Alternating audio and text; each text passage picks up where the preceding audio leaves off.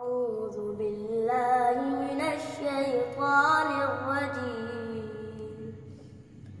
بسم الله الرحمن الرحيم.